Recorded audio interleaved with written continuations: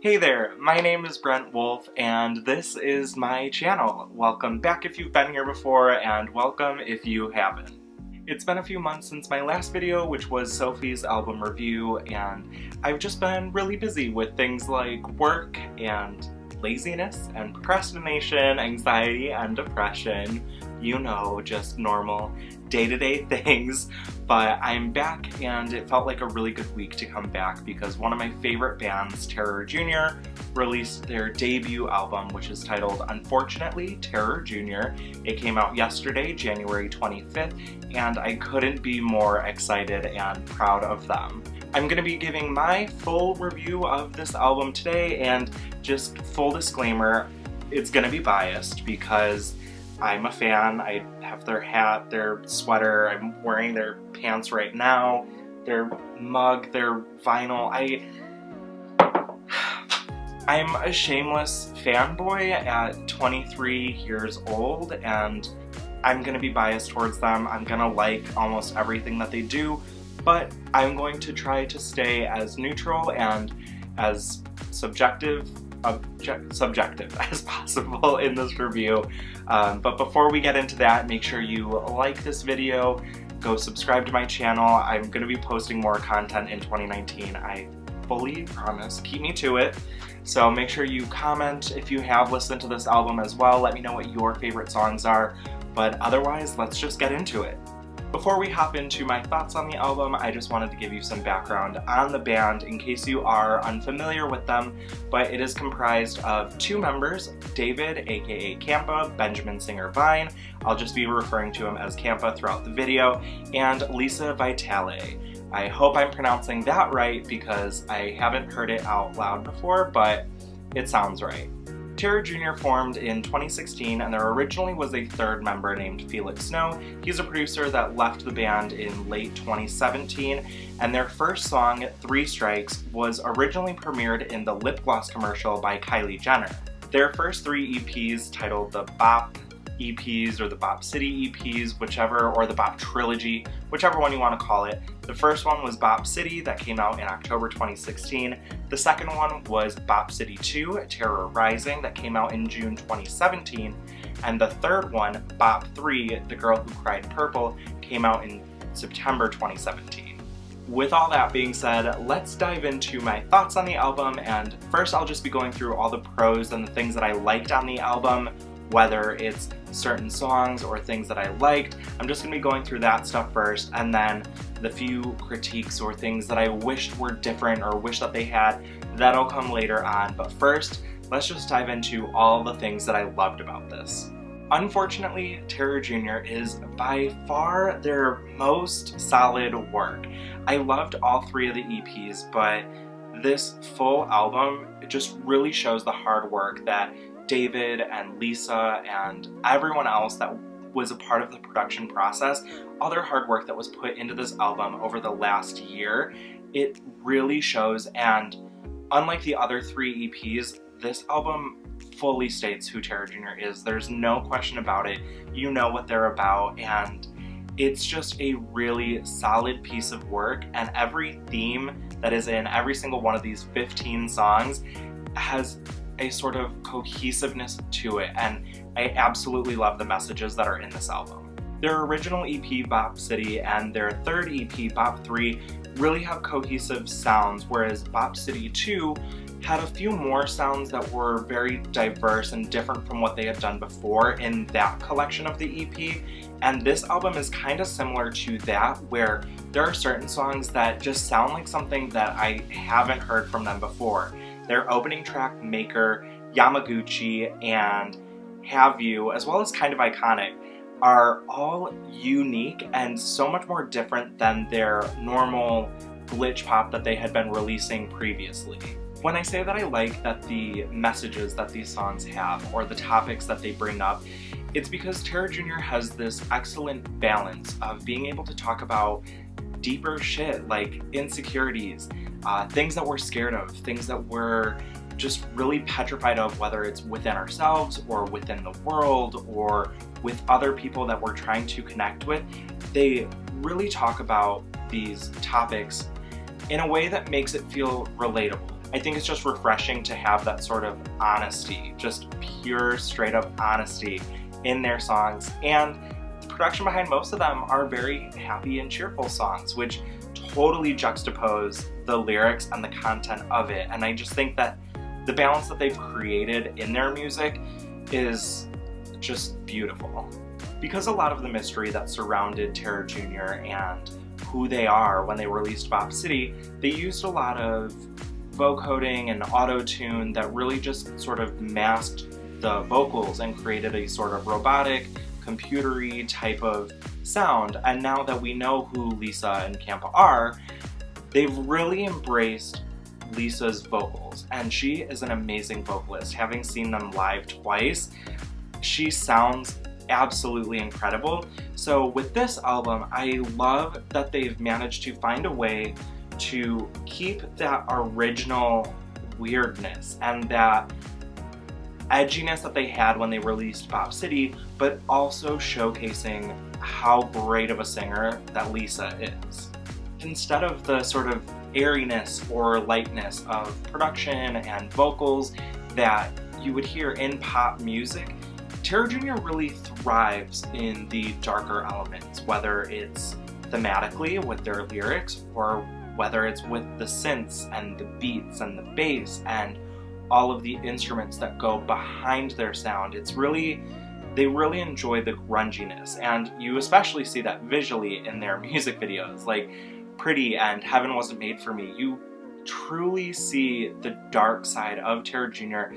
that they really just love to live in and grow in and just make their music in. And I find it so fascinating. It's one of the reasons I really love Lady Gaga, is that she fully embraces those dark, twisted elements. And I just think it's really fun when people can create pop music in a darker sort of tone. Going into some of the songs themselves, their lead single, Heaven Wasn't Made For Me, just is a testament to standing up for what is right, and especially for the LGBT community.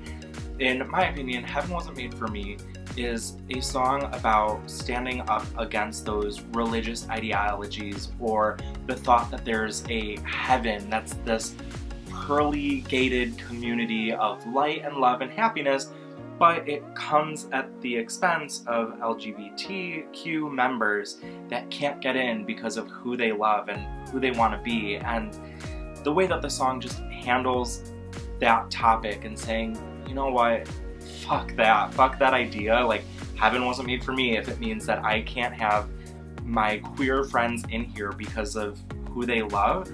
I just think it's such a powerful message, and the fact that it's their first single from this album just goes to show all the different messages and topics that they're not afraid to speak out on.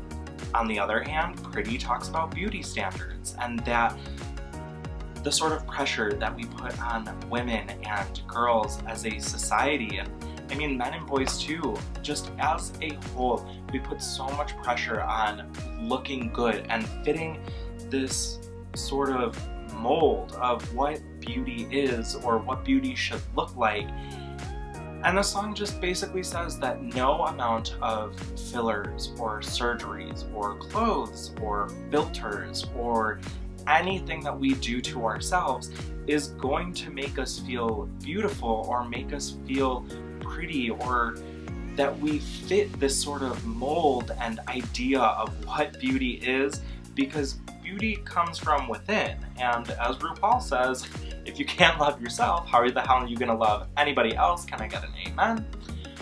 Anyways, yeah, beauty comes from within, and trying to feel pretty in the standard American beauty or societal standpoint is gonna make you feel shitty in the long run, because you're just changing who you are. You're changing things about yourself that don't need to be changed. The opening track of this album, Maker, is a full anthem. It's an anthem against resistance and the ultimate question of what would happen if I met my maker, or the reason that I'm here. Would they like me? Would I please them? This song really just is a testament to standing up for yourself and just kind of challenging what path you should or shouldn't be on and just doing what is best for you. As for relationships and love, their song Yamaguchi is so much fun. It's so different from any of their other songs on this album, and oh my god, it's the ultimate, like, fuck you, fuck boy song.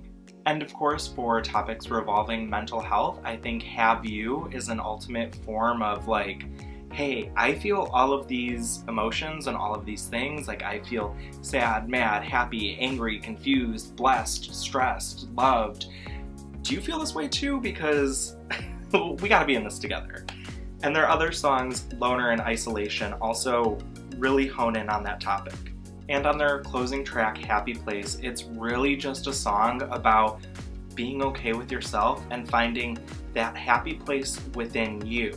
Even though it sounds like it could be a song about finding a happy place within another person, when I listen to it and when I look deeper into the meaning behind the songs, how it seems to me is that it's a song about accepting your anxieties, accepting your inner demons or your inner saboteurs and your depression, and understanding that you have those emotions and you have those feelings. With writers and producers like Wendy Wang and Justin Tranter, there's so many different people that went into this album and created little pockets of moments that make this album incredible. And it's really just things that you have to listen to the album in full to really be able to appreciate. Now, because I'm going to be subjective and I want it to not just be me kissing their ass the entire time, I'll talk about some of the things that I wish were a little different. Because Terra Jr. has a really solid sound and viewpoint of who they are as a band, I think some of these songs could blend into the Bop Trilogy EPs, like Losers Are Lovers and Little Bit. It's not a bad thing per se, but I do think some of the songs could just be thrown into the previous 3 EPs and you wouldn't really notice a difference. There's nothing wrong with it, but like I said, Losers Are Lovers and Little Bit and parts of Hungover Head Crack just sound like they could be from previous albums. That's just a personal opinion. My last sort of critique, and again, this isn't so much of a critique as it is a personal preference, I would have rearranged the album a little bit as far as track listings. I would have placed some of the songs that have similar themes with one another rather than having a different theme every single song, just because there are so many different sounds on the album. I think for me personally, if I had at least the similar topic songs with one another and then still just having the all over the place with the production as far as like the different elements that are within each song sonically, I think that would have helped the track listings. But again, totally just a personal preference rather than actual critique. So thank you guys so much for watching my album review of Unfortunately Terror Jr. by Terror Jr. I am so happy to be making videos again, and I promise, this year you are going to be getting videos from me on a more regular basis. Because I am a little bit of a perfectionist, I sort of get down on myself when things don't turn out exactly the way that I want, but I am going to be more active in 2019 on this channel. I'd also like to give a little shout out to one of my best friends, Nellie, for making this wandering wolf neon sign that is above me.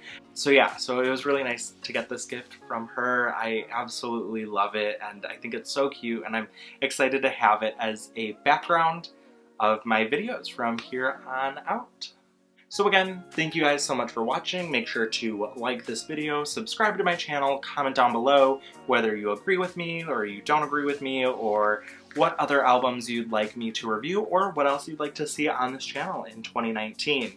Also, do not forget to follow me at The Brent Wolf on Instagram and Twitter. I'm always on there trying to post on Instagram every single day, actively tweeting and retweeting and liking things on Twitter, so make sure to follow me on those platforms. Until then, I will see you all next time.